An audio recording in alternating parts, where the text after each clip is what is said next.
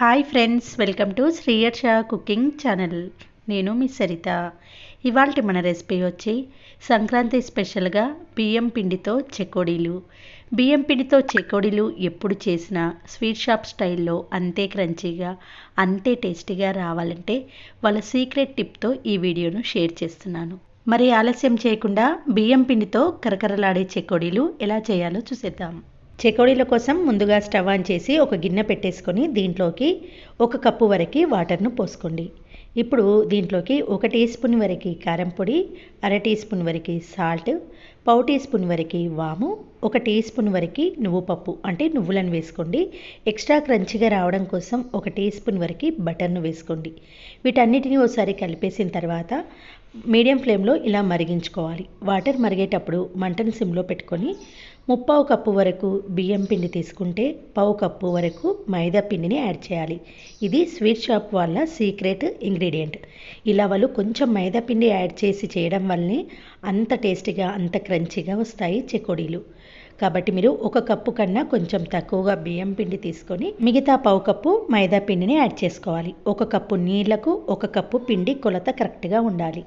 ఇప్పుడు ఈ పిండిని వాటర్లో వేసి పూర్తిగా వాటర్లో పిండి కలిసేలా కలిపిన తర్వాతనే స్టవ్ ఆఫ్ చేసి మూత పెట్టి చల్లారే వరకు 10 నిమిషాలు అలా పక్కన పెట్టాలి. ఈలోపు పిండి అనేది కరెక్ట్గా సెట్ అవుతుంది. చూడండి, పూర్తిగా చల్లారిన తర్వాత ఇలా అరిచేతిని నీళ్ళలో డిప్ చేస్తూ ఇలా ముద్దలా చేసుకోవాలి. అయితే పిండిని మాత్రం ఎక్కువసేపు అంటే 2-3 మినిట్స్ అయినా నీట్ చేస్తే మనం చేసే చెకోడీలు విరిగిపోకుండా పర్ఫెక్ట్గా వస్తాయి. చిన్న చిన్న పిండి ముద్దను తీసుకొని ఇలా చపాతీ పీట పైన సన్నగా రోల్ చేసుకోండి. రోల్ చేసిన తర్వాత చిన్న చిన్న ముక్కలుగా తెంపుకుంటూ 2 చివర్లు అతికిస్తే మనకు పర్ఫెక్ట్ రింగ్స్లా వచ్చేస్తాయి. ఇవి చేయడం కష్టం అనిపిస్తే మురుకుల మిషన్లో 1 రంధ్రం ఉన్న బిళ్ళను పెట్టుకొని కూడా చెకోడీలన్నీ ఈజీగా ప్రిపేర్ చేసుకోవచ్చు. మీకు ఎలా వీలైతే, ఎలా ఈజీ అనిపిస్తే ఆ ప్రాసెస్ను కంటిన్యూ చేయండి. అయితే మనం చేసే చెకోడీలు మరీ లావుగా ఉండద్దు, అలానే మరీ సన్నగా ఉండకుండా ఇలా మీడియం సైజులో రోల్ చేసుకోండి. అన్ని రింగ్స్ ఒకే షేప్లో, ఒకే సైజులో రావాలంటే పెద్ద రోల్ చేసి అన్నిటినీ సమానంగా కట్ చేసి ఇలా రింగ్స్లా అతికించుకోండి. అన్ని రింగ్స్ ప్రిపేర్ చేసుకున్న తర్వాతనే స్టవ్ ఆన్ చేసి బాండిలో నూనెను వేసుకొని డీప్ ఫ్రై చేయండి. ఆల్రెడీ ఈ నూనెలో నేను ఇంతకుముందు మురుకులు డీప్ ఫ్రై చేశాను, అందుకే నూనె ఇలా ఉందండి. నూనె వేడెక్కిన తర్వాత కొన్ని రింగులను ఇందులోకి వేసి మంటను హై ఫ్లేమ్లో పెట్టుకొని కొంచెం బబుల్స్ క్లియర్ అయిన తర్వాతనే ఈ రింగ్స్ని మరొక వైపు టర్న్ చేయండి. టర్న్ చేసిన తర్వాత బబుల్స్ పూర్తిగా క్లియర్ అయ్యి అవి కొంచెం కలర్ చేంజ్ అయ్యి క్రంచిగా అయిన తర్వాతనే ఇలా స్టెయినర్ సహాయంతో ఆయిల్లో నుంచి తీసేసేయండి. నెక్స్ట్ బ్యాచ్ రింగ్స్ని కూడా ఇదే మాదిరిగా వేసుకొని డీప్ ఫ్రై చేయండి.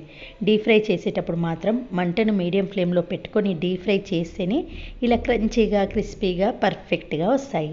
చూడండి, నోట్లో వేస్తే ఇట్టే కరిగిపోయేంత క్రిస్పీగా ఉంటాయి నేను చెప్పిన కొలతలు టిప్స్తో చేస్తే. మరి మీరు కూడా ఈ సంక్రాంతి పండగకి ఈ చెకోడీలను ట్రై చేయండి.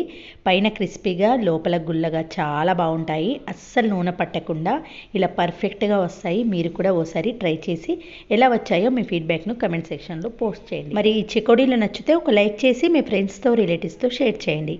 మరొక మంచి వీడియోతో మళ్ళీ కలుద్దాం. Thanks for watching this video.